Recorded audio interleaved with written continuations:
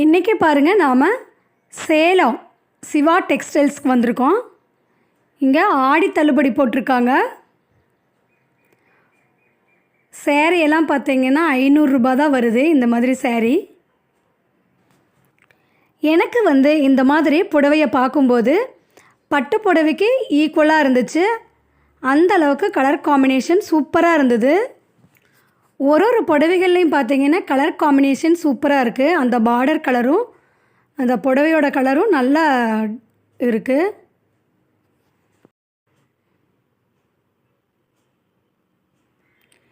எதை எடுக்கிறது எதை எடுக்காமல் இருக்கிறதுனே தெரியல. எல்லாமே நல்லா இருந்துச்சு. இங்கே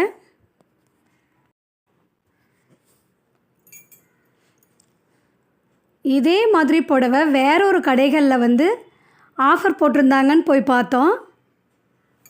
அங்கே இதே புடவை நான் 1000 ரூபாய்க்கு பார்த்தேன். எனக்கு நல்ல ஞாபகம் இருந்துச்சு.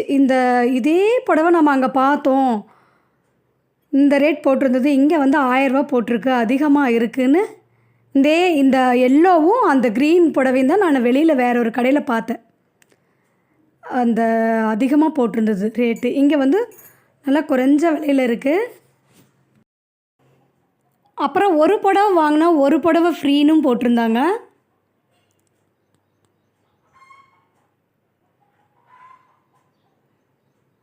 இந்த மாதிரி புடவையில் ஒன்று வாங்கினா ஒன்று ஃப்ரீ. இந்த கலர் பாருங்கள், நல்லா அழகாக இருக்குது. ஒரு பாச பச்சையில் ரெட் கலர் பார்டர். புடவையெல்லாம் பார்த்திங்கன்னா நிறைய ட்ரேயில் குமிச்சு வச்சுருக்காங்க. எல்லாமே நல்லா அழகழகாக இருந்தது. இதெல்லாம் சாஃப்ட் சில்க் மாதிரி இருக்குது பாருங்கள். நல்லா ரொம்ப சாஃப்டாக இருந்தது கிளாத்து. இந்த மாதிரி புடவையெல்லாம் ஒன்று வாங்கினா ஒன்று ஃப்ரீ.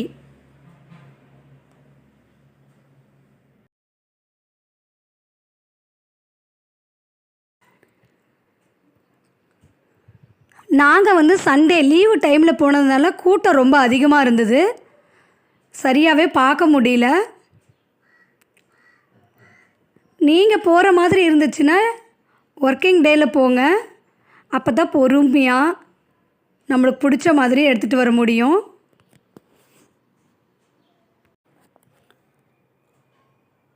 இந்த மாதிரி புடவைங்களுக்கு மட்டும் இல்லாமல் மற்ற புடவைங்களுக்குமே ஆஃபர் போட்டிருந்தாங்க. அதாவது பட்டு புடவை, காட்டன் புடவை, சுங்குடி சேலை, அந்த மாதிரி எல்லா விதமான ரகங்களுக்குமே இங்கே ஆஃபர் போட்டிருந்தாங்க. எனக்கு தெரிஞ்ச என் ஃப்ரெண்டு ஒருத்தங்க சொன்னாங்க, இந்த மாதிரி ஆஃபரில் போயிட்டு ஒரு 4-5 செட்டு மொத்தமாக எடுத்துப்பாங்களாமா. அதுவே அந்த வருடம் முழுவதுக்கும் அவங்க புது ட்ரெஸ்ஸு வச்சுக்குவாங்க. அதாவது தீபாவளி, பொங்கல், பர்த்டே. இப்போ ஊர்லெலாம் பார்த்திங்கன்னா காளியம்மன் பண்டிகை, மாரியம்மன் பண்டிகையெல்லாம் வரும்ல, அந்த மாதிரி ஒவ்வொரு பண்டிகைக்கும் அவங்க புதுசாக போடுவாங்களாம். இந்த ஐடியா கூட நல்லா தானே இருக்குதுன்னு எனக்கு ஒரு யோசனை நானும் ஆடி தள்ளுபடியில் ஒரு 3-4 சேலை எடுக்கலான்னு போனேன். ஆனால் கூட்டம் அதிகமாக இருந்ததுனால என்னால் எதுவும் செலக்ட் பண்ண முடியல. ரெண்டாவது பார்த்திங்கன்னா எல்லாமே நல்லா இருந்ததுனால எதை எடுக்கிறதுன்னு தெரியல. சரி, பொறுமையாக ஒரு நாள் ஒர்க்கிங் டேயில் போய் எடுத்துக்கலான்னு வந்துட்டேன். இப்போ ஒரு 10-20 புடவை காமிச்சிருந்தாங்கன்னா நம்ம கண்டிப்பாக அதில் 1-2 செலக்ட் பண்ணுவோம். இப்படி அழகழகாக குவியலாக இவ்வளோ புடவை வச்சுருந்தாங்கன்னா நம்ம எப்படி தாங்க செலக்ட் பண்ணுறது? இந்த வீடியோ உங்களுக்கு பிடிச்சதுன்னா உங்கள் ஃப்ரெண்ட்ஸ்க்கும் ஷேர் பண்ணுங்கள், லைக் பண்ணுங்கள். என்னோடய வீடியோவை பார்த்தவங்க அனைவருக்கும் நன்றி.